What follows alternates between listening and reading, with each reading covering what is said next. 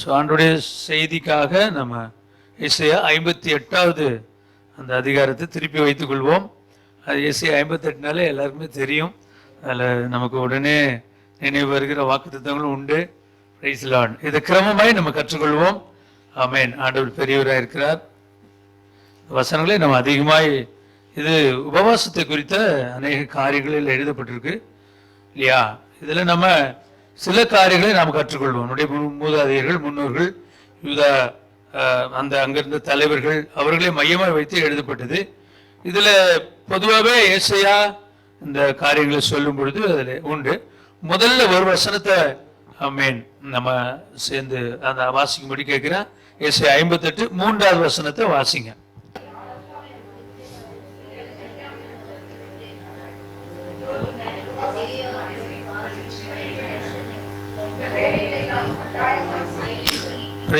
கவனிப்போம். சின்ன சின்ன காரியங்களை நம்ம இதுல இருந்து கற்றுக்கொள்வோம். நாங்கள் உபவாசம் பண்ணும்போது நீர் நோக்காமல் இருக்கிறது என்ன? எங்கள் ஆத்துமாக்களை ஒடுக்கும் போது நீர் அதை அறியாமல் இருக்கிறது என்ன? நம்ம ஒரு கேள்வியை கேட்டு ஆண்டவரே நாங்க ஒரு உபவாசம் பண்றோம், உமக்காக நாங்க ஒரு காரியத்தை நியமிச்சிருக்கிறோம், இதுல எங்களுக்கு நிச்சயம் நீங்க என்ன பண்ணுவீங்க, ஒரு அப்ரிசியேஷன் கொடுப்பீங்க, ஒரு பாராட்ட கொடுப்பீங்க அப்படிங்கிற ஒரு விஷயத்தை ஆண்டவர்கிட்ட எதிர்பார்த்து கேட்பது போல இங்க சொல்லப்பட்டிருக்கு. அதான் மக்கள் ஆண்டவரை பார்த்து கேட்கிறாங்க, நாங்க உபவாசம் பண்ணும்போது நீங்க கேட்க மாட்டீங்களே. இது ஏசாயாவுக்கு சொல்லி ஏசாயா மக்களுக்கு தெளிவுபடுத்துகிற ஒரு காரியம். இது யாரை குறித்து எழுதப்படுதுன்னா, அங்க இருக்கிற ஒரு யூத தலைவர்கள் அவர்களை குறித்து எழுதப்பட்டிருக்கிற ஒரு பின்னணி. அதுதான் அவங்க அன்னைக்கு உபவாசிக்கிற நாள்ல அவங்க எப்படி உபவாசிச்சாங்க அப்படிங்கிற ஒரு காரியத்தை சொல்லப்பட்டிருக்கு. உண்மை என்னன்னா, நான் அப்படி செஞ்சேன்னா நீங்க எனக்கு ஒரு பாராட்டு நீங்க கொடுக்க மாட்டீங்களா அப்படின்னு நம்ம கேட்பது போல இங்க ஒரு காரியம் உண்டு இல்லையா? இதுல என்னன்னா நம்ம கேட்க வேண்டியது, இப்ப ஆண்டவரை பத்தி நம்ம ஒரு காரியத்தை முதல்ல புரிஞ்சுப்போம். நம்முடைய சிந்தையில இருக்க வேண்டிய காரியம் என்னன்னா, ஆண்டவர் ஒரு பூரணர். He is a perfect. அவர் என் ஜெபத்தை கேட்காம போயிடுவாரா, என் கண்ணீருக்கு பதில் கொடுக்காம போயிடுவாரா? நம்ம அடிக்கடி சொல்ற வசனம், ஆண்டவரே நாங்க பேசுறதுக்கு முன்னாடியே நீங்க நினைவுல நீங்க அறிஞ்சிருக்கிறீங்க, நான் பிறந்துதான் உங்களுக்கு தெரியணும் இல்ல, என் தாயின் கருவில நீங்க அறிஞ்சிருக்கிறீங்க, ஏன்னா அந்திய நாட்கள்ல அதாவது முன் ஜென்மத்திலே முன் குறிச்சிருக்கிறீங்க நம்ம வாக்குத்தத்தம் சொல்லுவோம். இந்த இடத்துல ஒரு கேள்வி கேட்டுறோம், நீங்க நோக்காமல் இருக்கிறீங்களே. ஆனா அங்க நம்ம கற்றுக்கொள்ள வேண்டிய ஒரு விஷயம் என்னன்னா, இஸ் a perfect. எல்லாத்தையும் நேர்த்தியா படைச்சிருக்கிறாரு. நம்ம புலம்பும் போதோ நம்ம அழும் போதோ நம்ம பலவீனப்படும் போதோ அவர் நிச்சயம் அவர் அறிஞ்சிருக்கிறார். ஸ்திரியானவள் தன் கற்பத்தின் பாலகனை மறப்பாலோ அவள் மறந்தாலும் நான் உங்களை மறக்க மாட்டேன்னு சொல்லி அவர் நினைவு கூறுதல ரொம்ப எக்ஸ்ட்ரீமா ஆண்டவர் அதை ரெவலேட் பண்றதை நம்ம பைபிள்ல படிக்கிறோம். அதனால நம்ம பொசுக்குன்னு சில நேரங்கள்ல நமக்கு ஒரு கேள்வி என்னன்னா, நான் உபவாசம் பண்ணி ஆண்டவர் கேட்கல, என் ஜெபத்துக்கு பதில் தாமதம் ஆயிடுச்சு அப்படிங்கிற ஒரு கேள்வியோடு தான் அந்த 3வது வசனம் இருக்கு. நாங்கள் உபவாசம் பண்ணும்போது நீங்கள் கேட்க நோக்க இருக்கிறது என்ன? எங்கள் ஆத்துமாக்களை நாங்கள் ஒடுக்கும் போது நீ அதை அறியாமல் இருக்கிறது என்ன? நம்ம ஒடுக்கணும், நம்மளை அப்படியே நம்மளை பிசிக்கலா வேற மாதிரி காமிச்சுக்கணும், ரொம்ப பெர்சிக்யூஷனோட ஆண்டவர்கிட்ட நம்மளை அப்பியர் ஆகணும்ல ஆண்டவர் எதிர்பார்க்கவே இல்லை. உபவாசத்துடைய நோக்கம் மனத்தாழ்மை. உபவாசத்துடைய நோக்கம் இருதயத்தை நம்ம ஆண்டவருக்கு சுத்திகரிக்கும்படி ஒப்பு கொடுக்கிறது. உபவாசத்தோட நோக்கம் பாவத்தை எல்லாம் ஆண்டவர்கிட்ட அறிக்கையிட்டு கன்ஃபஸ் ஆகுது, ஒரு ரிப்பெண்டன்ஸ். இதுதான் நம்ம உபவாசம் சொல்றோம். ஒரு தேவ மனிதர் சொல்றாரு, நீங்க 40 நாள் உபவாசிக்கிறீங்களோ, 21 நாள் உபவாசிக்கிறீங்களோ, இல்ல நீங்க மாத கணக்கில் உபவாசிக்கிறீங்களோ, ஒண்ணு பண்ணுங்க, உங்களை ஆண்டவர் சமூகத்தில் தாழ்த்து விழுந்து கிடங்க, அது போதும். அல்லேலூயா. நம்ம தானியேலை குறித்து படிக்கிறோம். அவன் 3 வார கால அளவும் தன்னுடைய ஜனங்கள் அடிமைப்பட்டு போனதை நினைச்சு அவன் என்ன பண்ணல, நலமானது உடுத்தவும் இல்ல, புசிக்கவும் இல்ல, வாசனை திரவியங்களை அவன் என்ன பண்ணல, அவன் போட்டுக்கொள்ளவும் இல்லைன்னு சொல்லப்பட்டிருக்கு. அதுதான் நம்ம 21 நாள் அப்படி 3 வாரத்தை நம்ம ஒரு கால்குலேஷன் சொல்லுவோம். பட் ஆண்டவர் சொல்றாரு, தானியேலே நீ ஜெபம் பண்ண துவங்கும் போது உனக்கு பதில் வந்தாயிற்று. ராமன் சொல்லுங்க. அல்லேலூயா. அவனுடைய இதயத்துல 3 வார காலத்தை நியமிச்சுக்கிட்டான், அவனுக்குன்னு ஒரு ரூல் வச்சுக்கிட்டான். பட் கர்த்தர் உடனடியாகவே அந்த ஜெபத்தை கேட்டு வானத்துல யுத்தம் உண்டாயிற்று, அங்க போய் அவர் யுத்தம் பண்ணி அவர் என்ன பண்ணாரா, தானியேலுக்கு பதிலை கொண்டு வந்தார். அப்ப இதுல இருந்து நம்ம என்ன அண்டர்ஸ்டாண்ட் பண்ணிக்கணும், நம்ம ஜெபத்தை கேட்காம விட்டுருவாரா, நம்ம உபவாசத்துக்கு பதில் வராம போயிடுமா? ஆமென் சொல்லுங்க. அல்லேலூயா. அதனால நான் ஆரம்பத்தில் சொன்ன அவரு பரிபூர்ணமானவர். He is so perfect. அவருடைய படைப்புகள் அதிசயம். சகரியா போனன்றவருடைய புத்தகத்தை நான் சமீபத்தில் படித்தேன். அவர் அதுல எழுதுறாரு, நம்ம கண்ணுக்கு தெரிஞ்சது கோள்கள் எல்லாம் இருக்குல்ல, ப்ளூட்டோ, நெப்டியூன், அதெல்லாம் நம்ம படிக்கிறது தானே, இதை விட ஒளியை விட வேகமா போகிற பெரிய பெரிய அந்த அந்த இதெல்லாம் ஆண்டவர் கண்டுபிடிப்பெல்லாம் இருக்கு. இன்னும் மனுஷன் கண்டுபிடிக்கவே இல்லையா. அப்ப அவருடைய ஞானத்தை எவ்வளவு பெரிய ஞானம் இருக்குன்னு பாருங்களா. ஒரு பாடல்லாம் பாடுற வானத்தை திரை போல உண்டாக்கி இருக்கிற நம்ம அது லேசா கிழிஞ்சிட்டு என்ன நம்மளாம் பேசிட்டு இருப்போம். அந்த இதுல ஸ்டோபோஸ்பியர் ஸ்டாட்டோஸ்பியர்லாம் படிப்போம். அதுதான் இப்ப நமக்கு அந்த கிரீன் ஹவுஸ் எஃபெக்ட் எல்லாம் வருதுன்னு படிக்கிறோம். இதெல்லாம் எப்படி கடவுள் காலத்துக்கு ஏற்றார் போல படைச்சுக்கிட்டே இருக்காரு, யோசிச்சு பாருங்களா இல்லையா. ஆண்டவர் பெரியவரா இருக்கிறாருல்ல. அப்ப அவரோடு கூட நம்ம பேசும்போது நம்ம ஞானத்தை கால்குலேட் பண்ணி அவர்கிட்ட பேசக்கூடாது அப்படிங்கிற ஒரு சின்ன காரியத்தை நம்ம நினைவில் வைத்துக் கொள்ள வேண்டும். அவர் perfect. God responds to the people. ஆண்டவர் ஜனங்களோட பேசுவாரு, ஜனங்களுக்கு பதில் கொடுப்பாரு அப்படிங்கிற ஒரு காரியங்கள் உண்டு. சரி, நம்ம இதை வச்சுக்குவோம். முதல் வசனத்துக்கு வரலாம். ஆண்டவர் ஏசாயா தீர்க்கதரிசியை பார்த்து நீ போய் இந்த காரியங்கள்லாம் ஜனங்களுக்கு சொல்லு அப்படிங்கிற சொல்லுகிறதுனா வார்த்தை. முதல் வசனம் 58:1 வாசிங்க.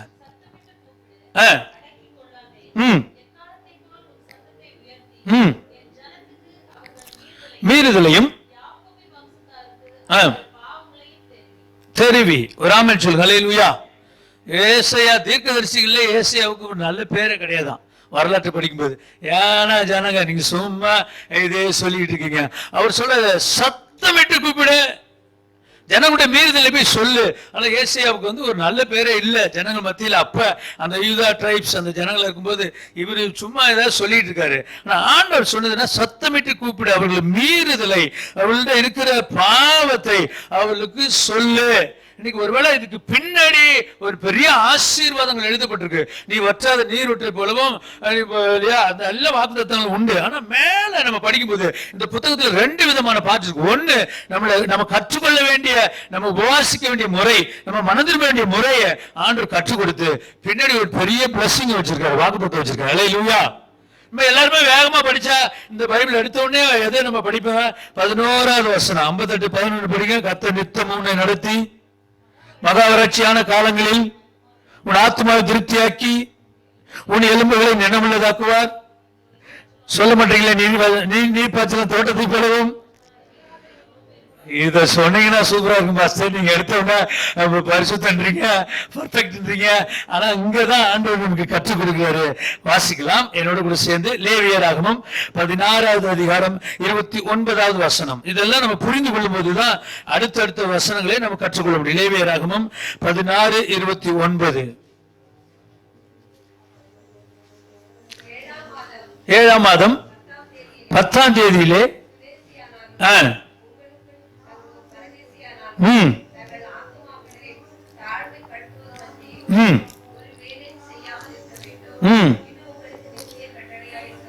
ஆண்டவர் அற்புதமா சொல்றாரு பாருங்க. 7ஆம் மாதம் நீங்க உங்களை தாழ்த்தி ஒப்பு கொடுத்து நீங்க உபவாசம் பண்ணுங்க. அது என்ன உங்களுக்கு நித்திய கட்டளையாய் இருக்க கடவுது. ஆமென் சொல்லுங்க. அல்லேலூயா. அப்ப நம்மளை குறித்து அறிந்திருக்கும்படி தேவனிடத்தில் அர்ப்பணிக்கும்படிக்கு இதை செய்யணும். இது ஒரு நாமினல் பீப்புளுக்கு சொல்லல, யூதா ஜனங்கள் மத்தியில இருந்த தலைவர்களுக்கு சொல்லப்படுது. ஏன்னா இவங்க என்ன பண்ணுவாங்களா, அந்த உபவாச நாளுக்கு முன்னாடி, அந்த பஸ்காவுக்கு முன்னாடி, புதிய ஏற்பாட்டுல பஸ்கா, பழைய ஏற்பாட்டுல உபவாச நாள் வரும்பொழுது தம்முடைய ஜனங்களாக அடிமைகளை, தங்கள்கிட்ட இருக்கிற வேலைக்காரர்களை, தங்களுக்கு ஏதாகிலும் கடன் பட்டவங்கள உடன்பட்டவங்களை விடுவித்து மீட்டு விடுகிற ஒரு காரியத்தை அவங்க செய்யணும். அப்படி செய்யாதபடிக்கு இவங்க என்ன பண்ணுவாங்களா, அப்படியே அண்டர் தி டேபிள் மாதிரி போய் அவங்கள அடக்கி உடைக்கி அவங்களுக்கு கொடுக்க வேண்டிய பணத்தெல்லாம் வாங்கிட்டு இங்க உபவாசம் விடுவாங்களாம். மனுஷன் பார்க்கிற விதமா செய்வாங்களாம். அதனால கண்டிக்கும்படிதான் இவர் ஏசாயா தீர்க்கனுடைய வாயில அந்த வார்த்தையை போட்டு நீ அவருடைய மீறுதலை சத்தமாய் சொல்லு. ஒரு ஆமென் சொல்லு. அல்லேலூயா. நீங்க அப்படி சொன்னா எல்லாருக்கும் கடிதம்னா, வீட்டுல கூட பிள்ளைகளை பார்த்து ஏமா அப்படி சொன்னா, ஏமா ஏன் டாடி கத்துறீங்க, ஏன் மம்மி கத்துறீங்க? பிள்ளைகளுக்கு இப்ப உள்ள பிள்ளைகளுக்கு எல்லாம் பிடிக்காது. சத்தமா சொல்லாதீங்க, யாருக்கும் தெரிஞ்சிட்டு போகுது அப்படிங்கிற மாதிரி ஒரு கண்ட்ரோலிங் மெஷர் இருக்கும். ஏன்னா நீங்க சொல்லிடாதீங்க. அதனாலதான் அவருக்கு எப்பயுமே ஏசாயாவுக்கு ஒரு நல்ல பேரே இல்லை அந்த மக்கள் மத்தியில. இவர் இப்படிதான் ஓயாம சொல்லிட்டு இருப்பாரு. என்னவா ஆண்டவர் சொன்னது 7ஆம் மாதம் 10ஆம் தேதியிலே சுதேசியானாலும் தங்கும் பரதேசியானாலும் உங்கள் ஆத்துமாக்களை தாழ்மைப்படுத்துவதும் இன்றி ஒரு வேலையும் செய்யாமல் இருக்க வேண்டும். இது உங்களுக்கு நித்திய கட்டளையா இருக்க கடவுது. ஆமென் சொல்லுங்க. அல்லேலூயா. Eternal commandment. இது நீங்க தலைமுறையா செஞ்சுதான் ஆகணும். நீங்க கீழ்படுத்தி உங்களை ஒப்பு கொடுத்துதான் ஆகணும். நீங்க இந்த உபவாசத்தை செஞ்சுதான் ஆகணுங்கிற ஒரு வார்த்தை இங்க சொல்லப்படுது. ஏசாயா 55 7வது வார்த்தையை பாருங்க. ஏசாயா 55 அதிகாரம் அதனுடைய 7வது வசனம். 55:7.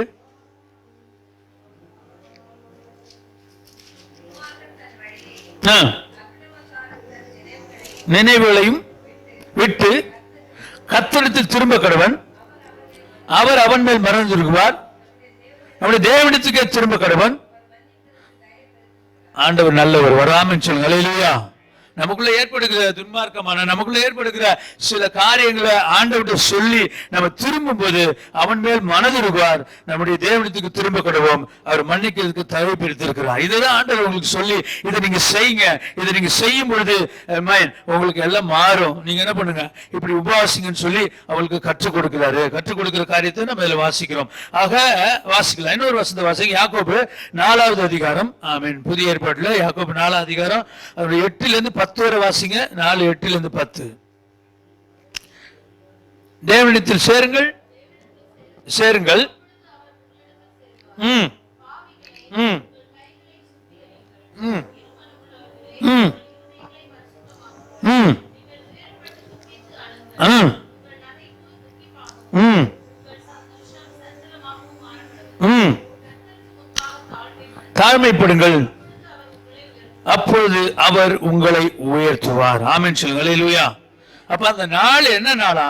அந்த நாள் துன்பப்பட்டு துயரப்பட்டு தாழ்த்தி ஆமென் ஒரு துக்கம் அனுசரித்து உபத்திரப்பட்டு எனக்குள்ள இருக்கிற அக்கிரமம் நீங்கட்டும், எனக்குள்ள இருக்கிற பாவம் நீங்கட்டும், எனக்குள்ள இருக்கிற மீறுதல் நீங்கட்டும், தேவனிடத்துல போய் பாவ நிவர்த்தி செய்யற நாள், அவளை தாழ்மைப்படுத்துகிற நாள். அந்த நாளை அவங்க பிரைஸ் காட் ஸ்தோத்திரம் செய்யணும்னு சொல்லி அங்க ஏசாயா தீர்க்கன் சொல்லுகிறது பார்க்கிறோம். ஏசாயா 58 அதனுடைய 2வது வசனம். 2வது வசனம் வாசிங்க. 58 2வது வசனம்.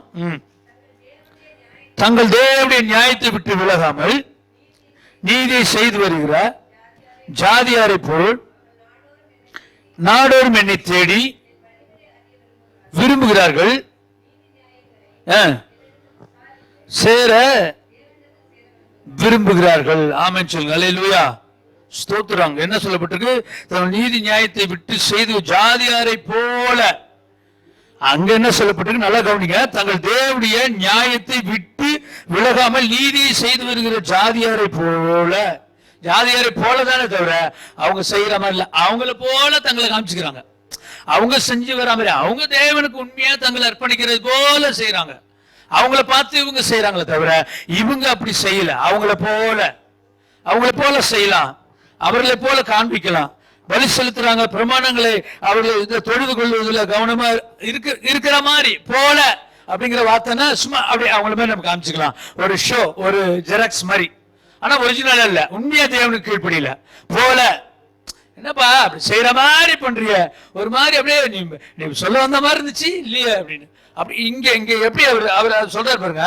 அந்த மக்கள் எப்படி காணப்பட்டார்களோ இல்ல அங்க எப்படி இருந்தாங்களோ அதே மாதிரி அப்படியே டிட்டோவா அவன் எப்படி செய்யறானோ அதே மாதிரி அவர்களை போல இல்லையா வசனம் சொல்லுது பாருங்க. தங்கள் தேவனுடைய நியாயத்தை விட்டு விலகாமல் நீதியை செய்து வருகிற ஜாதியாரை போல அவர்கள் நாடோறும் என்னை தேடி. உண்மையை தேடல, அவர்களை போல தேடுறாங்க. அவங்க செய்யற மாதிரி நான் செய்யறேன், ஆனா பட் உங்க உண்மையை செய்யல. அடுத்தது 3வது வசனம். நாங்கள் உபவாசம் பண்ணும்போது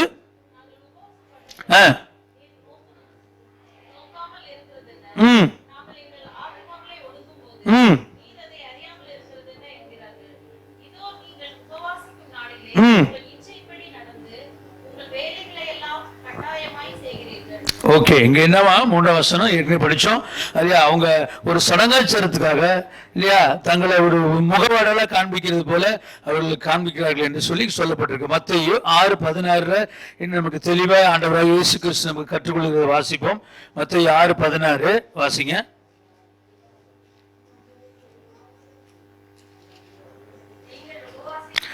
நீங்கள் உபவாசிக்கும் போது மாயக்காரரை போல முகவாடலாய் இராதீர்கள். அவர்கள் உபவாசிக்கிறதை மனுஷன் காணும் பொருட்டாக தங்கள் முகங்களை வாட பண்ணுகிறார்கள். தங்கள் பலனை அடைந்து தீர்ந்தது என்று மெய்யாகவே உங்களுக்கு சொல்லுகிறேன்.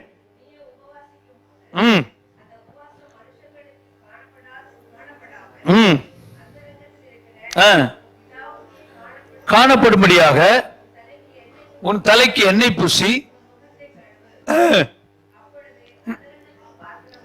உன் பிதா பலனளிப்பார். ஒரு ஆமென் சொல்லுங்க. அல்லேலூயா. அந்தரங்கத்தை பார்க்கிற உன் பிதா வெளியரங்கமே உனக்கு பலன் அளிப்பார். ராமன் சொல்லுங்க அல்லேலூயா. ஒரு சடங்காச்சாரமா இல்ல, ஒரு நம்மள வெளியே காண்பித்துக் கொள்வதற்காக இல்ல, இல்லையா? ஆண்டவர் சொல்றாங்க பைபிள்ல, உன்னுடைய வலதுகரம் செய்து உன்னுடைய இடதுகரத்துக்கு தெரியவானா அப்படின்னு சொல்லி ஆண்டவர் நமக்கு ஒரு கையினால செய்கிற உதவி மற்றதுக்கு தெரியவானா. நீ வெளியில தாரை உதவியாதே, ஒருவனுக்கு உதவி செய்யாத, முகவடலாயிராத, தலைக்கு எண்ணெய் பூசு. அதாவது பிசிக்கல் ஆக்டிவிட்டி தான் அதிகமா இருக்க தவிர நம்முடைய இருதயங்கள் என்ன பண்ணல, ஆண்டவர் தேடலன்னு சொல்லி ஆண்டவராக இயேசு கிறிஸ்து அவர் கற்றுக் கொடுக்கிறது நம்ம வாசிக்கிறோம் இல்லையா? அப்படிதான் எனக்கு நிறைய இடங்கள்ல நமக்கு நிறைய நாட்கள் எடுத்து உபவாசிக்கிறாங்க, நிறைய காரியங்களை செய்யறோம், நிறைய தீர்மானம் எடுக்கிறோம், நிறைய நேரத்தை செலவிடுறோம். ஆனா அதுல உண்மையா ஆண்டவர் பக்கத்துல ஆண்டவரோடு கூட நெருங்கி வாசிக்கிறோமா அப்படிங்கறத நமக்கு இன்னைக்கு புரிஞ்சுக்கணும். அப்ப வெளிப்புறமான உபவாசத்தையும் ஜெபத்தையும் என்ன பண்ணலாம், நம்ம அநேக பார்க்கிறோம். அப்ப இன்றைக்கு நம்மளும் நம்ம இந்த அதிகாரத்தோடு கூட வைத்து நம்மளும் ஒரு விஷயம் நம்ம அறிந்து இருக்கணும். ஆமென் சொல்லுங்க அல்லேலூயா.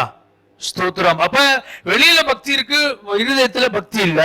அப்படி அதனாலதான் என்னவா அநேக நேரங்களில் ஆண்டவர் 1 சாமுவேல் 16:7 எல்லாருக்கும் தெரிஞ்ச வசனம், மனுஷனும் முகத்தை பார்க்கிறான், ஆண்டவராக இயேசு கிறிஸ்துவும் இருதயத்தை பார்க்கிறார். அங்க நம்ம என்னவா இல்லையா, ஒரு மனுஷனை பாக்குற மாதிரி பார்க்கல. சாமுவேல் தீர்க்கன ஆண்டவர் சொல்றாரு, அப்பா நீ இவனை நீ அபிஷேகம் பண்ணு, ஏன்னா நீ பாக்குற விதமா நான் பார்க்கலாம். அவன் ரொம்ப மாம்சீகனா இருக்கிறான், பாக்குறதுக்கு ராஜா தோரணையா இருக்கான். அப்படி இல்ல, மனுஷனும் முகத்தை பார்க்கிற ஆண்டவராக இயேசுவோ இருதயத்தை பார்க்கிறார். ஒரு ஆமென் சொல்லுங்க அல்லேலூயா. பிரதர் வர்ஷிப் பண்ற சொன்னாங்க, ஒரு பரிசேயன் ஆயக்காரன் ஆலயத்துக்கு போறாங்க, லூக்கா 18 எல்லாருக்கும் தெரியும். அப்ப பரிசேயன் போய் சொல்றான், நான் வாரத்துல 2 நாள் உபவாசிக்கிறேன், என்னுடைய பணத்துல நான் தசமபாகம் கொடுக்குறேன் அப்படின்னு சொல்லி நேரா போய் உள்ள ஆலயத்துல போய் ஆண்டவரத்துல வேண்டிக்கிறான், நல்ல சத்தத்தை உயர்த்துறான், கூப்பிடுறான். அப்ப பின்னாடி ஒரு ஆயக்காரன் வரான். அவன் பார்த்துட்டு ஆலயத்துக்குள்ள போறதுக்கு அவன் துணியாமல் இல்லையா, துணிஞ்சு செய்யல, துணியாமல் ஆலயத்தின் வாசல்ல நின்று ஆண்டவரை கூட பார்க்க முடியாம தன் மார்பில் அடித்துக் கொண்டு பாவியாக என் மேல் கிருபையாரும் அப்படின்னு சொல்லி வேண்டிக்கிறான்.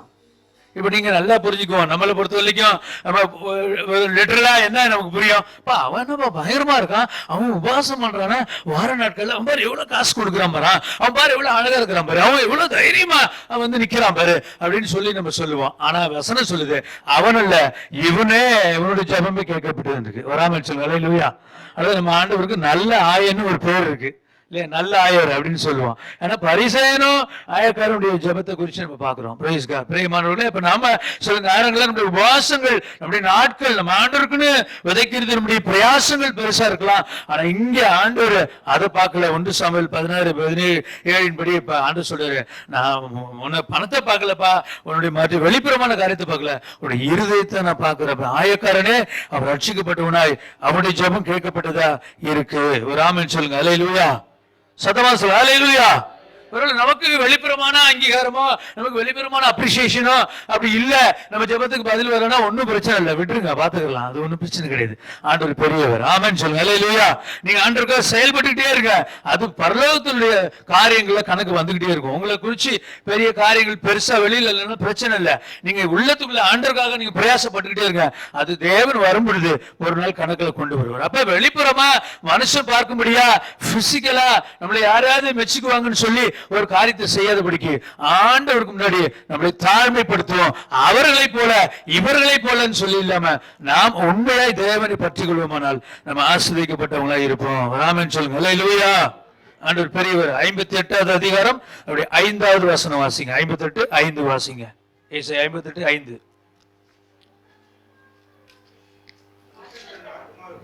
மனுஷன் தன் ஆத்துமாவை ஒடுக்குகிறதும்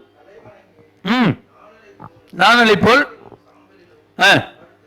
படுத்துக் கொள்கிறதும் எனக்கு பிரியமான உபவாச நாளா இருக்குமோ.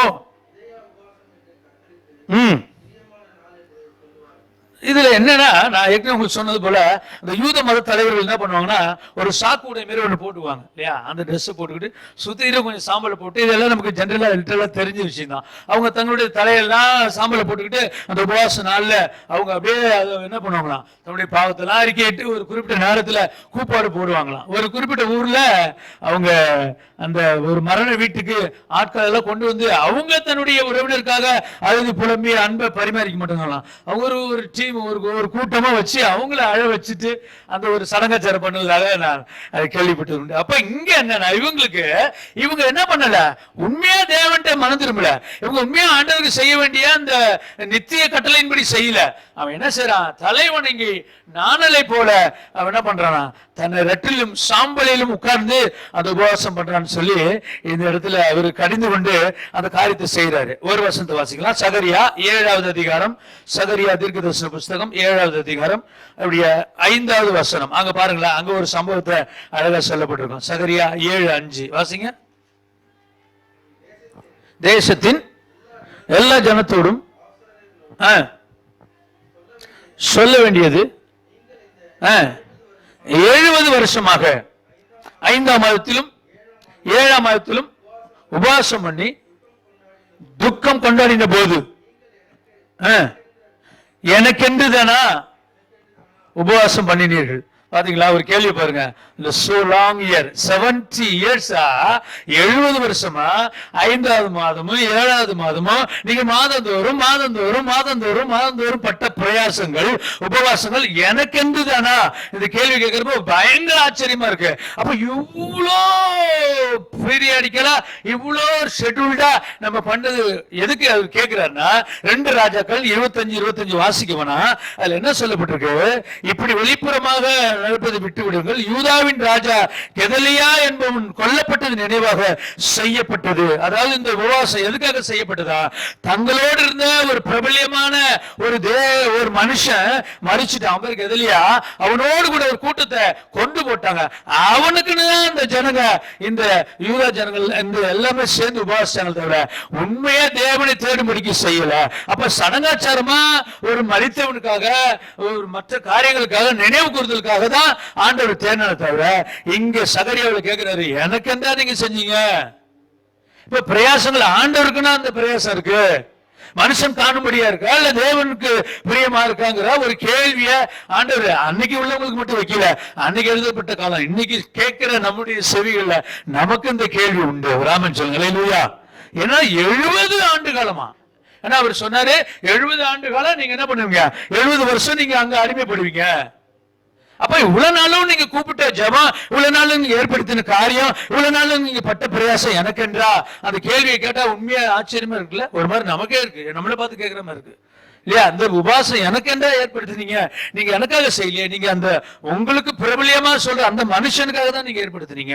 அப்ப உபாசம் என்பது என்ன இல்லையா, ரட்டுடுத்துவதோ சாம்பலை பூசிக்கொள்வதோ இல்ல யாருக்காக சடங்காச்சாரமா செய்வதல்ல, நம்மளை நாமளே தாழ்த்தி ஒப்பு கொடுத்து ஆண்டவரை தேடுகிற ஒரு காரியம், ஆண்டவர் கொடுத்த நித்திய கட்டளை, தேவன் நமக்கு கொடுத்த ஒரு பரிபூர்ண நோக்கம் உபவாசம். 58வது அதிகாரம் 6வது வசனத்தை வாசிங்க. 6வது வசனம். அக்கிரமத்தின் கட்டுகளை நுகத்தடியின் பிணையல்களை நெகிழ்கிறதும் விடுதலையாக்கி விடுகிறதும்,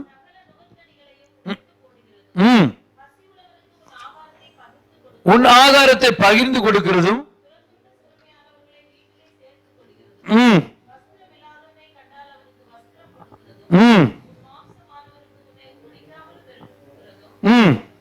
அல்லவோ உகந்த உபவாசம். ராமன் சொல்லுங்க இல்லையா? ஆண்டவர் பெரியவரா இருக்கிறார். இதெல்லாம் சொல்லி முடிச்சுட்டு இதெல்லாம் கண்டித்து உணர்த்தி இப்படி எல்லாம் செய்யறாங்க, அவர்களை போல இவர்களை போல மனுஷன் பார்க்கும்படியா ஒரு அப்ரிசியேஷன் கிடைக்கும், இது நமக்கு ஏதாவது ஒண்ணு செய்யணும் சொல்லாம என்ன உண்மையான உபவாசனா? அதுல நம்ம வாசிச்சோம், அக்கிரமத்தின் கட்டுகளை அவிழ்க்கிறதும் இல்லையா, நுகத்தடியின் பிணையல்கள் நெகிழ்கிறதும், நெருக்கப்பட்டவர்களை விடுதலையாக்கி விடுகிறதும், நுகத்தடிகளை உடைத்து, அதாவது கடன்பட்டவன், வேலைக்காரன், அடிமைப்பட்டவன், யுத்தத்துல கொண்டு வந்தவன், விளைக்கரையமா வாங்கினவன், வீட்டுக்கு வேலைக்காரன், இவனெல்லாம் என்ன பண்ணுமா, ஒரு குறிப்பிட்ட உபவாச நாள் வரும்பொழுது 5வது மாதம் 7வது மாதம் நீங்க உபவாசம் பண்ணும்படி தேவ சமூகத்து கூடி வரும், அப்படிப்பட்ட அடிமைகளை நீங்க விடுவிக்கணும். அவன் நிலம் போலாம் உங்கள்கிட்ட கொடுத்துருப்பான், கடன் பட்டிருப்பான், அவன் நிலத்தை நீங்க வாங்கி வச்சிருப்பீங்க, அவன் பத்திரத்தெல்லாம் நீங்க விடுவிச்சிருக்கணும். அந்த வேலைக்காரனை நீங்க விடுவிச்சிடணும், அந்த அடிமைக்கு நீங்க சுதந்திரம் கொடுக்கணும். அப்படி கொடுக்காம நான் என்ன மாத்திக்கிட்டேன், நான் சுத்திகரிச்சுட்டேன்னு சொல்லி சட்டம் இல்ல. இது ஆண்டவர் ஏற்கனவே நியமிச்ச ஒரு நியமனம். இப்படி நீங்க செய்யாம நீங்க என்ன பண்ணக்கூடாது, நீங்க சாம்பலை கட்டில உட்கார கூடாதுன்னு ஒரு கட்டளை உண்டு. பட் நான் ஏற்கனவே சொன்ன மாதிரி அண்டர் த டேபிள் அந்த மாதிரி இவனை போய் தனியா ஆளை வச்சு அங்க அடிக்கிறது ஒடிக்கிறது, அவன் கொடுக்க வேண்டிய வட்டியை வாங்குறது, பணத்தை வாங்குறது, இதெல்லாம் செஞ்சுக்கிட்டு இந்த மத தலைவர்கள் இங்க உபவாசம் பண்ணுவாங்களா. அதனாலதான் ஆண்டவர் சொல்றாரு, தீர்க்கன் தானியேலை வீட்டு சொல்லி ஏசாயாட்ட, நீ இதை அவங்களுக்கு கண்டித்து உணர்த்தப்பா. இவங்களுக்கு யார் சொல்லி கொடுப்பா? ஆசீர்வாதத்தை எப்படி இவங்க பெற்றுக்க முடியும்? இவங்க எப்படி சுகித்திருக்க முடியும்? அதனால இவங்களுக்கு உங்களுடைய காரியங்களை கற்றுக் கொடு. அந்த நாட்களில் நமக்கு சில நேரங்கள்ல இப்படிப்பட்ட சில காரியங்களை நம்ம படித்து, ஒருவேளை நீங்க உபவாசிக்கிறீங்கன்னா ஒரு அன்பு போதகர் ஒரு சொல்லுவாரு, உபவாச ஜெபம்னா நாங்க உன்னத பாட்டு படிப்போம். அது தவறான முறையில அதோட மீனிங்ஸ் எல்லாம் சொல்லுவாங்க. பாட்டு அது என்னன்னா, ஒரு தேவனுக்கும் மனுஷனுக்கும், ஒரு தலைவனுக்கும் தலைவிக்கும் உள்ள ஒரு ஒரு என்ன சொல்லுது, அந்த ஆத்தும பிணைப்பை சொல்லுது. அவங்க சொல்றாங்க, எங்களுடைய உபவாச ஜெபங்கள்ல நாங்க அந்த உன்னத பாட்டை உட்கார்ந்து படிச்சு அவரிடத்துல நாங்க அப்படியா அவருடைய அன்புக்காக ஏங்கி அவரிடத்துல எங்களை இருதயத்தை ஊற்றுவோம் அப்படின்னு சொல்லி அவர் சொல்றாரு. அல்லேலூயா. அதுல அழகா சொல்லப்பட்டிருக்கோம், என் பிரியமே ரூபவதியே. இப்படி யார் சொல்லுவா? நமக்கு பிரியமானதான் சொல்லுவாங்க. அப்ப தேவனிடத்துல போகும்போது அந்த வசனத்தை தவறா லிட்டரலா பேசுது, புரிதல் இல்லாம பேசுறாங்க. பட் அங்க போய் பார்த்தா ஒரு தேவனுக்கும் மனுஷனுக்கும் உண்டாக்கினவருக்கும் கிரியேட்டருக்கும் கிரியேஷனுக்கும் ஏற்படுற ஒரு கனெக்டிவிட்டி அங்க இருக்குன்னு சொல்லி அந்த உபவாசத்துல தேவனோடு நெருங்குவது, அவரோடு எப்படி நம்ம பேசலாம், பிரசன்னத்துல எப்படி இருக்கலாம், அப்படிதான் அதுதான் உபவாசம். அதுதான் உபவாசத்தினுடைய நோக்கம். ஆண்டவர்கிட்ட நம்ம எப்படி சொல்லி அவருக்கு புரிய வச்சு நம்ம இருக்கிற வண்ணமாகவே, அதாவது பொதுவாகவே சொல்லுவாங்க, தேவ மனிதர்கள் ஆராதனைக்கு வரும்பொழுது நம்ம அப்படியே ஆண்டவருடைய கையை உயர்த்தி ஆண்டவரே அப்படி இப்படிங்கிறத விட நம்ம இருக்கிற வண்ணமாகவே ஆராதிச்சா அந்த இடத்துல ஒரு அசைவு இருக்குமா? திரும்ப நம்புறீங்க? அல்லேலூயா. அதான் ஆண்டவர் எதிர்பார்க்கிறாரு. ஏப்பா நீ யாருன்னு எனக்கு தெரியும்பா, நீ எதுல வீக்குன்னு எனக்கு தெரியும்பா, நீ எதனால எந்த இடத்துல நீ விழுந்துருவோன்னு எனக்கு தெரியும், உன்னை பத்தி எனக்கு கண்டிப்பா தெரியும். நம்முடைய எதிராளிக்கும் தெரியும் நம்ம எதுல வீக்குன்னு. பிசாசு கரெக்டா அந்த இடத்துல தான் நம்மளை கையை வைப்பான். ஆண்டவருக்கு தெரியும். ஒன்னே ஒண்ணுதான், அவரோடு கூட நம்ம ஒரு கனெக்ஷனுக்கு வரணும்னா, ஏசுப்பா நான் எங்களை முற்றிலும் அர்ப்பணிச்சிடறேன், நான் எதையுமே ஒழிக்காம வரைக்காம சொல்லிட்டாலே போதும், அவர் பிரசன்னத்தோடு கூட நம்ம கலந்து விடுவோம். அல்லேலூயா. நம்ம ஜெபம் எளிதாய் கேட்கப்படும், நமக்கான வாசல் எளிதாய் திறக்கும். அப்படி இல்லாம நம்ம அப்படியே கடினமா வேற ஏதோ சிந்தனையோட ஆண்டவர் எப்படியாவது அவரை பிரைஸ் பண்ணிடலாம், துதிச்சிடலான்ட்டு நம்ம ஒரு மாதிரியான காரியங்களை இல்ல ஆண்டவர் இப்படிதான் நம்ம சந்தோஷப்படுத்தலாம் நினைச்சோன்னா நத்திங். ஆமென் சொல்லுங்க. அல்லேலூயா. ஆண்டவர் பெரியவரா இருக்காரு. அப்ப இங்க என்ன சொல்லப்பட்டிருக்கு, நீங்க இவன் இப்படி அக்கிரமத்தின் கட்டுகளை அழிக்கிறதும் பிணையல்களை நெகிழ்கிறதும் நெருக்கப்பட்டவர்களை விடுதலையாக்குகிறதும் நுகத்தடி இல்லையா உடைக்கிறதும் பசுவுள்ளவனுக்கு ஆகாரத்தை பகிர்ந்து கொடுக்கிறதும் துரத்துண்ட சிறுமியானவர்களை வீட்டில் சேர்த்துக் கொள்கிறதும் வஸ்திரம் இல்லாதவனை கண்டால் அவனுக்கு வஸ்திரம் கொடுக்கிறதும் உன் மாம்சமானுக்கு ஒழிக்காமல் இருக்கணும் அல்லவோ உகந்த உபவாசம். ஆமென் சொல்லுங்க. அல்லேலூயா. இதுல நீங்க யோசிச்சு பாருங்களேன், இன்னைக்கு எத்தனை பேர் நம்ம அந்த அப்படிப்பட்ட ஒரு சப்போர்ட்டிவ் ஹேண்ட்ஸ் நமக்கு உண்டு அப்படிங்கிறது நம்ம யோசிக்க. யாக்கோபு 1:27 ஒரு சுத்தமான பக்தி, நல்ல ஒரு பக்திமான், நல்ல ஒரு ஜெபிக்கிற, நல்லா அப்படி ஆண்டவருக்காக பயன்படுறேன்னா அதுல வசனம் அழகா யாக்கோபு எழுதலாம் பாருங்க. 1:27 வாசிங்க. யாக்கோபு 1:27.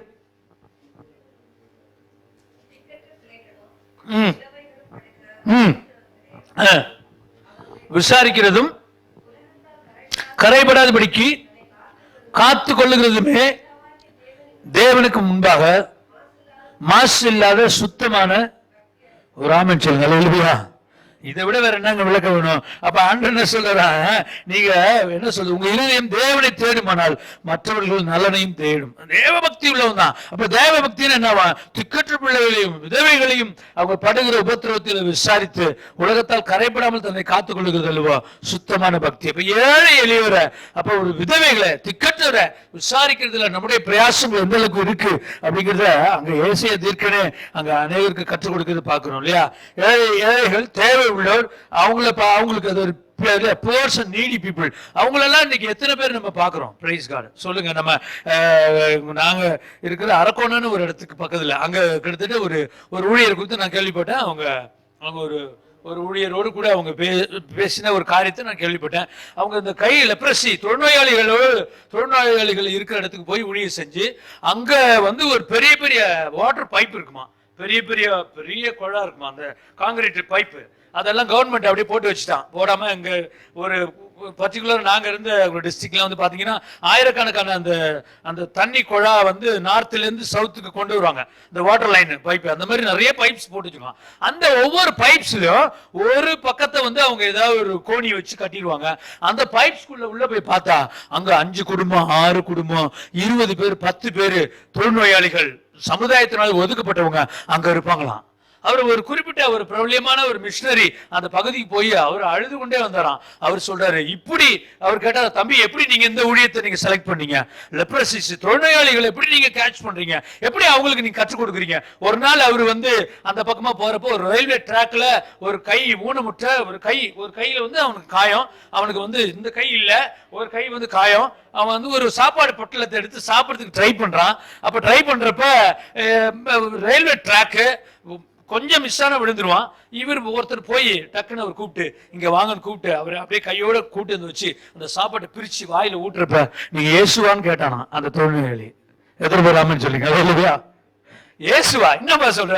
ஏன்னா இயேசுதான் வந்து ஆறுதல் படுத்துவார், இயேசுதான் அப்படி வந்து உதவி செய்வார் நான் கேள்விப்பட்டிருக்கேன். அதனால நீங்க எனக்கு நான் என்ன பார்த்தா எவனுமே 10 ரூபா கூட பிச்சை போட மாட்டான். நீங்க என்னை தூக்கி எனக்கு என்ன தேவைங்கிறத உணர்ந்து நான் உடம்பெல்லாம் சீழு உடம்பெல்லாம் வந்து எனக்கு அப்படியே ரத்தமா இருக்கு, என்னை தூக்கி அரவணைச்சு அந்த சாப்பாடை ஊட்டி விடுறீங்களா? அப்ப இயேசுவால தான் செய்ய முடியும். நானா எதிர்பாராமன்னு சொல்றீங்க இல்லையா? இன்னைக்கு ஆண்டவருக்கு தான் அந்த அந்த கிரேஸ் அந்த அந்த இருதயம் அவர்கிட்ட தான் இருந்தது. நம்ம கூட ஒரு நேரங்கள்ல நம்ம பார்வைக்கு நல்லவங்களா இருந்தாலும் நம்முடைய பாவங்களை அவர் நல்லா படம் போட்டு பார்த்திருக்காரு. எனக்கு தெரியும், என்னையே உங்களை நான் அர்ப்பணிச்சு தான் சொல்றேன். அது புரியும் போது அப்ப நம்மள எதையுமே வெளியில காட்டி கொடுக்காம அரவணைத்து நம்மளை பாதுகாத்த தேவன் எத்தனை நல்லவரா இருக்கு. அல்லேலூயா.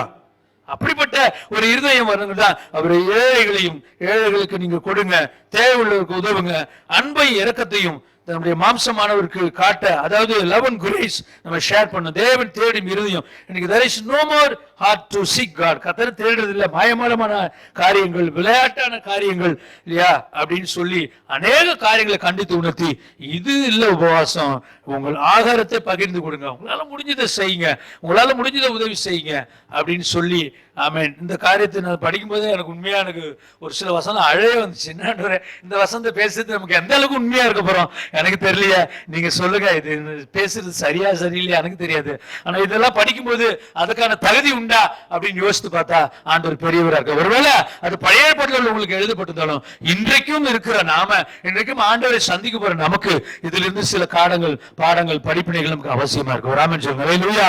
எத்தனை நேரங்கள்ல நமக்கு நல்லா தெரிஞ்ச ஒரு ரிலேட்டிவ்ஸா இருக்கட்டும், ஃப்ரெண்ட்ஸா இருக்கட்டும், நமக்குள்ள எவ்வளவு வாக்குவாதங்கள் வித்தியாசங்கள் டிஃபரன்ஸ் வந்திருக்கு, எவ்வளவு வந்திருக்கு. நம்மளால நமக்கு நல்ல சோர்ஸ் மணி ஆண்டவர் நல்ல சப்போர்ட்டிவா கொடுத்துருக்கு. எத்தனை பிள்ளைகளை நம்ம உதவி செய்யும்படிக்கு நம்ம பிரயாசப்பட்டிருப்போம், எத்தனை ஏழைகளுக்கு நம்ம உதவி செஞ்சிருப்போம். யோசித்து பாருங்க, எத்தனை நோயாளிகளை விசாரிச்சுப்போம், எத்தனை பேருக்கு நமக்கு பிரயோஜனமா இருந்திருப்போம், எத்தனை பேருக்கு நம்ம ஆகாரத்தை பகிர்ந்து கொடுத்திருப்போம். அந்த ஆகாரத்தை பகிர்ந்து கொடு என்பது என்னன்னா ஒருவேளை சாப்பிடாம இருக்கிறது மாத்திரம் இல்லையா, அந்த உபவாச நாள்ல எனக்கு முன்னாடி கற்றுக் கொடுத்த ஒரு ஊழியர் சொன்ன காரியம், அன்னைக்கு வீட்டுல உபவாச ஜெபத்துக்கு நீங்க சர்ச்சுக்கு வரப்ப நீங்க வீட்டுக்கு தேவையான சாப்பாடை நீங்க சமைச்சு வச்சுட்டு வாங்க, நீங்க ஃபாஸ்டிங் தானே, அதுக்குன்னு ஒரு நபர் ஆண்டவர் காட்டுவாரு, அவங்களுக்கு அந்த ஆகாரத்தை கொடுங்க. அப்ப அவங்க சாப்பாடு கொண்டே வருவாங்களாம் சர்ச்சுக்கு, கொண்டு வந்து அங்க யாராவது ஏழை முடியாதவங்க இருந்து அவங்களுக்கு கொடுத்துட்டு அதை கடந்து போவாங்களாம். அமெரிக்க தேசத்துல உபவாசம் சொல்லி செய்யும் பொழுது அவங்க அதுக்குன்னே ஒரு நிதியை திரட்டி அநேக ஊழியர்களுக்கு வெளி தேசங்களுக்கு பகிர்ந்து கொடுப்பாங்களாம். அந்த விசேஷித்த உபவாச நாள்ல தன்னுடைய உணவுக்கான காரியங்களை முற்றிலுமாய் அவங்க என்ன பண்ணுவாங்களாம், இதுக்காகவே சாக்ரிஃபைஸ் பண்ணுவாங்களாம். ஒரு ஆமென் சொல்லுங்க. அல்லேலூயா. But what is our fasting? நம்முடைய மெத்தடாலஜி எல்லாம் எப்படி இருக்கு, நம்முடைய உபவாசம் எப்படி இருக்கு, மனுஷர் காணும்படி இருக்கா, லிட்டரலா இருக்கா, இல்ல விசுவாசத்தை தூண்டும்படி இருக்காங்கிறத இந்த வேதத்தினுடைய பின்னணியில நம்ம பார்க்கணும். ஏசாயா 1:18 ஒரு சேலஞ்ச் கொடுக்கிறாரு, வாருங்கள் அப்படின்னு சொல்லி ஏசாயா ஒரு சேலஞ்ச் கொடுக்கிறாரு. வாசிங்க ஏசாயா 1:18 வாசிங்க. வழக்காடும் வாருங்கள் என்று கர்த்தர் சொல்லுகிறார், உங்கள் பாவங்கள் சுவேர் என்று இருந்தாலும் உறைந்த மழையை போல் வெண்மையாகும், அவைகள் ரத்தாம்பர சிவப்பா இருந்தாலும் பஞ்சை போல் ஆகும். ஒரு ஆமென் சொல்லுங்க. அல்லேலூயா. அதுக்கு நான் படிச்சேன் ஒரு லிட்டரேச்சர்ல, கம்பளி இருக்குல்ல, கம்பளி பேர் ரத்தம் உறைஞ்சு போயிருக்குமா, அதான் ரத்தாம்பரம் வந்து அது வந்து அப்படி அந்த அவருடைய பிளட்டோட அந்த எப்படி இருக்குமா, அந்த அளவுக்கு நம்முடைய பாவம் இருந்தாலும் அதை என்ன பண்ண வரான், பஞ்சை போல மாத்திர வரான். ஆமென் சொல்லுங்க. அல்லேலூயா. கம்பளி அளவுக்கு நம்முடைய பாவத்தோட திக்னஸ் இருக்குன்னா அது பஞ்சு மாரி மாத்திரம் வரும். எவ்வளவு சாப்பிட்டான ஆண்டவர் ஒரு கையை வைத்து ஆமென் சொன்னாரு இல்லையா? ஒரு நாள் நம்மளை காட்டி கொடுத்துட மாட்டாரு, மற்றவங்களுக்கு வெளிக்கொண்டிட மாட்டாரு. அந்த பாவத்தை கழுவுகிற அப்படியே காரியம் சொல்லப்பட்டிருக்கு. அது ஒரு கம்பெனி மாரி இருந்தாலும் அது ஒரு பஞ்சை போல மாத்துகிற, அது செவேர் இருந்தாலும் அது என்ன பண்ணலாம், பனியை போல மாத்த அவருக்கு முடியுமா? அவர் ஆமென் சொல்லுங்க. இன்னைக்கு ஆண்டவர் நம்மளை பார்த்து ஒரு சின்ன ஒரு ஆல்டர் கால் கொடுக்குறாரு. வாருங்கள், உங்கள் பாவங்களை சுவேர் இருக்கு, அதை நான் கழுவி நான் என்ன பண்ணுவேன், பரிசுத்தமாக்குவேன்னு சொல்ற ஒரு காரியத்தை நமக்கு சொல்றாரு. ஒரு ஆமென் சொல்லுங்க. அல்லேலூயா. சத்தமா சொல்லுங்க. அல்லேலூயா. Praise the Lord. ஆண்டவர் பெரியவர், அவர் நாம மகிமைப்படட்டும். அடுத்த வசனம் வாசிங்க. அது ஏசாயா 58 மீதி உள்ள வசனங்களை வாசிங்க. 8வது வசனம் வாசிங்கம்மா.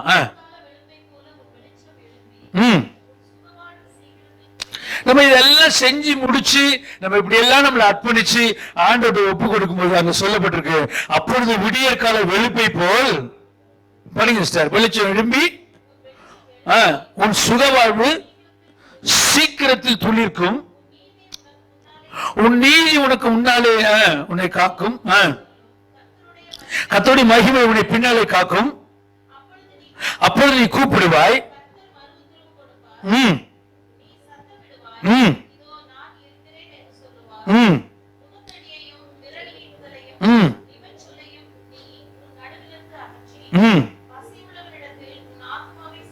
சாய்த்து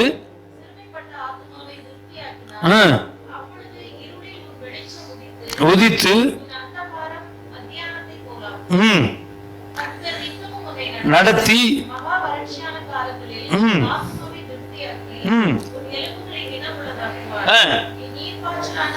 தோட்டத்தை போலவும் ஒரு ஆமென் சொல்லுங்க. அல்லேலூயா. உன் எலும்புகள் நினைவுள்ளதாக்குவார்னா என்ன அர்த்தம்? உங்க எலும்புகள் அனிமிக்கா இருக்காதுப்பா, எலும்புகள் பலப்படும்பா, நீ வியாதிகள் மாறும்பா. நீ இப்படி எல்லாம் செய்வனா, பசியில் உனக்கு ஒரு ஆத்மாவை சாய்த்து சிறுமைப்பட்டவனுக்கு அவனை திருப்தி ஆக்குனா உனக்கு என்ன இல்ல, அப்படி ஒரு காரியமே இல்ல. ஒரு பிராக்டிகலா பண்ணி பாருங்களா, ஒரு பிராக்டிகல் ஒரு ஃபாஸ்டிங் போட்டு பாருங்களா, ஒரு பிராக்டிகல் வர்ஷிப் பண்ணி பாருங்களா, ஒரு பிராக்டிகலா ஆண்டவருக்கு எதுதான் பிடிக்குன்னு சொல்லி நம்ம ஒரு ஓன் ஸ்டைல் ஒண்ணு உருவாக்கி செய்யும். இன்னொருத்தங்க செய்யறாங்க, இன்னொருத்தங்க சொல்றாங்க, அவங்கள போல இவங்கள போல இல்லாம ஒரு ப்ராப்பர் ஃபெய்த், ஒரு என்ன சொல்லுது, ஒரு பர்ஃபெக்ட் ஃபெய்த் நம்மளே சொல்லி பார்ப்போமே ஆண்டவர்ட்ட அது எப்படி இருக்குன்னு சொல்லி. ஒரு ஆமென் சொல்லுங்க. அல்லேலூயா. ஆமென். ஸ்தோத்திரம். வெளிச்சம் சுகம் அவர்களுக்கு முன் செல்லும், நீதி அவர்களை காக்கும், தேவனுடைய மகிமை இல்லையா, பதிலளிக்கப்பட்ட ஜெபம், இப்படி எல்லாமே நடக்கும். ஏசாயா 49:8 கர்த்தர் அணுகிற காலத்திலே நான் உனக்கு செவி கொடுத்து ரட்சின் நாளிலே உனக்கு உதவி செய்தேன். எசேக்கியேல் 36:8 அந்த பூர்வ நாட்களில் நீங்க இருந்த நிலைமையால் நான் உங்களை ஸ்தாபித்து உங்கள் முந்தின சீரை பார்க்கலும் உங்களுக்கு நற்சீர் உண்டாக்குவேன். சோ இங்க என்ன சொல்லப்பட்டிருக்குன்னா, நம்ம இதெல்லாம் பின்னாடி இருக்கிற இந்த வாக்குத்தத்தம் நம்ம நேரா ஒரு வாக்குத்தத்தை குறிச்சு அந்த வாக்குத்தத்தை எனக்கு நிறைவேறணும். ஆண்டவர் சொல்றாரு, உனக்கு வாக்குத்தத்தை நான் கொடுக்கிறேன், உனக்கு வாக்கு பண்ணப்பட்டதை உனக்கு நடத்துறேன், ஆனா நீ செய்ய வேண்டியதெல்லாம் உன்னை சீர்படுத்து, நீ உண்மையா உபாசி, நீ ஏழைக்கும் இல்லையா சிறியருக்கும் திக்கட்டோருக்கும் உதவி செய்ய, உன்னை நீ அர்ப்பணி, உன் மாம்சமானுக்கும் ஒழிக்காமல் இரு, நீ தேவன் கொடுத்த கட்டளையின்படி நீ செய்ய, உன்னை பரிசுத்தம் பண்ணிக்கொள், இன்று உன்னை பரிசுத்தம் பண்ணிக்கொள், நாளை உங்கள் நடுவே நான் அற்புதங்களை செய்வேன். ஒரு ஆமென் சொல்லுங்க. அல்லேலூயா. ரொம்ப எனக்கு பிடிச்ச வசனம். சுத்திகரிப்பை பத்தி பேசினா ரொம்ப பிடிக்கும். சுத்திகரிப்பை பத்தி யாரா பேசினா அழ வந்துடும். ஆண்டவரே தப்புதான் மன்னிச்சிருங்க, சின்ன குழந்தை மாதிரி அழ வந்து ஆறாவது அது 6 வருஷம் பண்ணாலும் சரி எப்படியாவது அவர்கிட்ட போய் சேர்ந்துடணும். ஆண்டவர் சொல்றாரு, இப்ப நம்ம எடுத்தோம்னா ஆசீர்வாதம் ஆண்டவர் அழகா சொல்லி முடிக்கிறாங்க. இப்ப ஆண்டவர் பதில் கொடுக்க மாட்டாரா, ஆனா பதில் கொடுக்கிறாரு. எப்ப கொடுப்பாரு, நம்ம எல்லாவற்றையும் சரி செய்து நம்ம எல்லாவற்றையும் சீராக்கி நம்ம எல்லாவற்றையும் சீர்தூக்கி பார்க்கும்போது நிச்சயமா நமக்கு பதில் கொடுத்து நம்மளை ஆசீர்வதிக்கிற தேவன். பின்னாடி இருக்கிற வசனங்களை நம்ம 12 வாசிங்க. உன்னிடத்தில் தோன்றினவர்கள் சேர்ந்து படிக்கலாம். உன்னிடத்திலிருந்து தோன்றினவர்கள் பூர்வ முதல் பாழாய் கிடந்த ஸ்தலங்களை கட்டுவார்கள், தலைமுறை தலைமுறையாக இருக்கும். அஸ்திபாரங்கள் மேல் கட்டுவாய், திறப்பானதை அடைகிறோம் என்றும் குடியிருக்கும்படி பாதைகளை திருத்துகிறோம் என்றும் நீ பெயர் பெறுவாய். 13 என் பரிசுத்த நாளாகிய ஓய்வு நாளிலே உனக்கு இஷ்டமானதை செய்யாதபடி உன் காலை விலக்கி உன் வழிகளின்படி நடவாமலும் உனக்கு இஷ்டமானதை செய்யாமலும் உன் சொந்த பேச்சை பேசாமல் இருந்து ஓய்வு நாளை மனமகிழ்ச்சி நாள் என்றும் கர்த்தருடைய பரிசுத்த நாளை மகிமையுள்ள நாள் என்று சொல்லி நீ மகிமையாக எண்ணுவாயானால் சேர்ந்து படிங்க. அப்பொழுது கர்த்தரில் மனமகிழ்ச்சியாயிருப்பாய். பூமியின் உயர்ந்த இடங்களில் உன்னை ஏறி இருக்க பண்ணி உன் தகப்பனாகிய யாக்கோபுடைய சுதந்திரத்தால் உன்னை போஷிப்பேன். கர்த்தருடைய வாய் இதை சொல்லிட்டு எத்தனை பேர் ஆமென் சொல்றீங்க? அல்லேலூயா. ஆமென். கர்த்தருடைய வாய் சொல்லிச்சு. ஏசாயா கிட்ட சொன்னதே இப்ப நம்ம கேட்டு ஒண்ணு ஒண்ணா படிச்சு படிச்சு படிச்சு நம்ம காதல கேட்டுக்கிட்டு வரோம். Praise God. பூமியின் உயர்ந்த இடங்களில் உயர் பண்ணுவேன், உன் எலும்புகள் நினைவுள்ளதே மாறும். The bones are very strong. உன்னுடைய வியாதியெல்லாம் நீக்கி போட்டுருவேன். எப்படி அழகா சொல்லி பிளஸ் பண்றாரு. ஆனா அதுக்கு முன்னாடி நமக்கு சின்ன சின்ன காரியங்களை ஆண்டவருக்கு கற்று தந்து இதெல்லாம் நீ செய்யும்படிக்கு நான் உன்னை ஒப்பு கொடுக்கிறேன் அப்படிங்கிற ஒரு காரியம். Praise God. ஒரு ஆமென் சொல்லுங்க. அல்லேலூயா. சமீபத்தில் ஒரு சாட்சியை கேட்டால் உங்களுக்கு சொன்ன பிரயோஜனமா இருக்கு நினைக்கிறேன். ஒரு தேவ மனிதன் தன்னுடைய ட்ரெயின் பிரயாணத்துல வந்து கொண்டிருந்தார். அப்ப வரும்பொழுது அங்க ஒரு பிச்சைக்காரன், 2 கை இல்லாதவன், கழுத்துல ஒரு பழைய பக்கெட்டை மாட்டிக்கிட்டு பிச்சை கேட்டுக்கிட்டே வரான். 2 கையும் அவனுக்கு இல்ல. ஐயா ஒரு 10 ரூபா கொடுங்கய்யா, டீ குடிக்க அப்படின்னு கேட்டுக்கிட்டே வரான். அதுல ஒருத்தர் பக்கத்துல இருக்கிற அந்த ட்ரெயின்ல யாருமே இல்ல, ஒரு சிலர் இருக்காங்க. அதுல ஒரு தேவ மனிதர் கவனிச்சுட்டே இருக்கிறாரு. அவர் கவனிக்கும் பொழுது அவன் அந்த ஒருத்தன் அந்த பெட்டியில அந்த பக்கெட்ல ஒரு 20 ரூபா போட்டு அதுல இருந்த ஒரு 15 ரூபா சில்லறைய எடுத்துக்கிட்டானா. அப்ப அந்த பிச்சைக்காரன் கேட்டானா, அவர் பெங்காலி மொழி பேசுறவன், ஐயா 10 ரூபாயாவது போடுங்கய்யா, ஒரு டீ 10 ரூபா. அவன் சொன்னானா, ஏய் எனக்கு பணம் தேவை இருக்கு. அவன் ஏதோ ஒரு ஆக்ஷன் காமிச்சிட்டு போயிட்டான். சோ ஒருவேளை அவனுக்கு தேவை இருக்கும் போல, அதனால அந்த 20 ரூபாயில 5 ரூபாயை போட்டுட்டு 15 ரூபாய் எடுத்துக்கிட்டான்.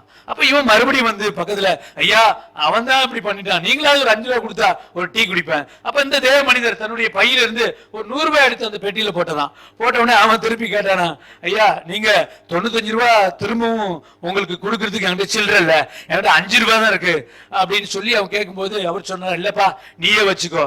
நான் முன் சொன்னது போல அவன் திரும்ப அந்த பிச்சைக்காரன் பார்த்து கேட்டானா, நீங்க இயேசுவான்னு கேட்டானா. ராமன் சொல்லுங்க. அல்லேலூயா. என்ன இப்படி கேக்குறேன்னா, இல்ல ஒரு 3 மாசத்துக்கு முன்னாடி இந்த ட்ரெயின்ல ஒருத்தர் வந்து சொல்லிட்டு போனாரு, ஒரு பாஸ்டர் ஒரு ஜிப்பாலா போட்டு சொன்னாரு, ஏசு பரிபூரணர், நீ எதிர்பார்ப்பதில் மேலானது செய்யறவன்னு. ஒரு பிச்சைக்காரனுக்கு 100 ரூபாய் கொடுக்குறீங்கன்னா அது உண்மையாவே என் தேவைக்கு மிஞ்சின, என் தேவை 5 ரூபாய் இருக்கு, இன்னும் 5 ரூபாய் கொடுத்து அடுத்த ரயில்வே ஸ்டேஷன்ல 10 ரூபாய் கொடுத்து டீ குடிப்பேன்.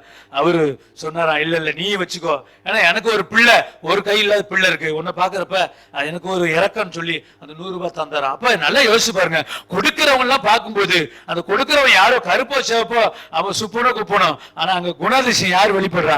இயேசு வெளிப்படுகிறார். அல்லேலூயா. உங்க மூலமா என் மூலமா வேலை செய்யற இடங்கள்ல, குடும்பங்கள்ல, மாம்சமானவர்களுக்கு, உறவினர்களோட நம்ம பேசுற பேச்சு, நம்முடைய செய்கைகள், நம்முடைய எல்லா அசைவுகளும் இயேசுவை வெளிப்படுத்தணும். ஒரு ஆமென் சொல்லுங்க. அல்லேலூயா. அப்ப இன்னையில இருந்து நம்ம எழுந்து நிற்போம், இயேசுவை வெளிப்படுத்துறதா என் வாழ்க்கை இருக்கட்டும். எனக்குள்ள இருக்கிற எல்லாத்தையும் கர்த்தர் மாற்றுங்க, என்னை பூரணராக்குங்க, என்னை பரிசுத்தமாக்குங்க.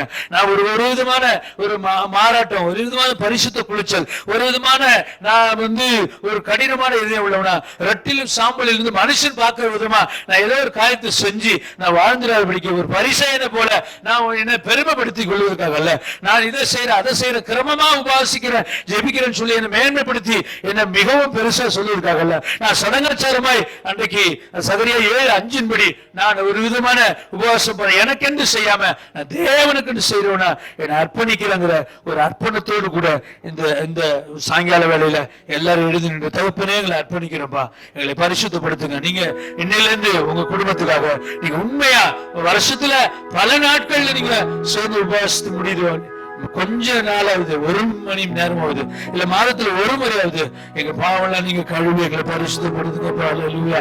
எங்களை சுத்திகரிங்க ஆண்டவரே, ஸ்தோத்திரம். நாங்க மற்றவங்களுக்கு வித்தியாசத்தை காண்பிக்கணும். நான் 2 சம்பவத்துல உங்களுக்கு சொன்னேன், தேவனை அறிந்த மனிதர்களை அவன் பார்க்கிற ஒரு புதிய நபர்கள் சொன்னாங்க, நீங்க இயேசுவா?